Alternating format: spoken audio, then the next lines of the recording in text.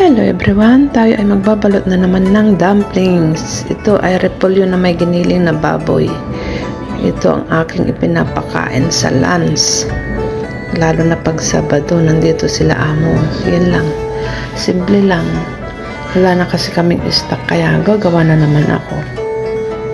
Yan, dami akong ginawa ngayon. Mga ano yan eh.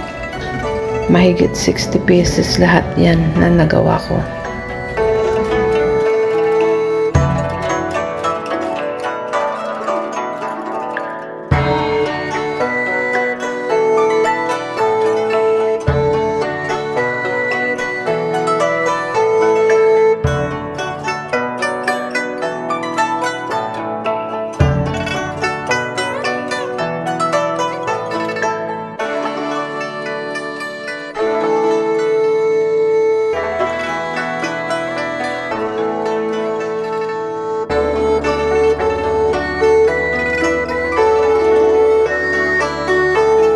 Pag nagawa ko na yan, nilalagay ko yan sa freezer. Tapos pag matigas na, saka ko nilalagay sa supot.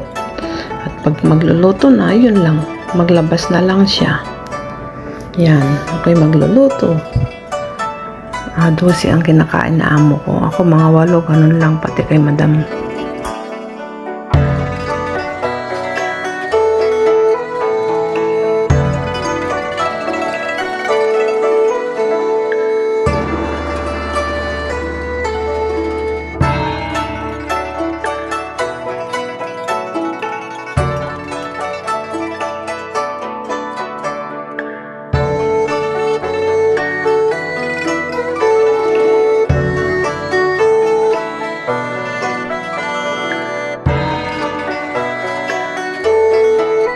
Ayan, magboboil na ako ng aming pananghalian.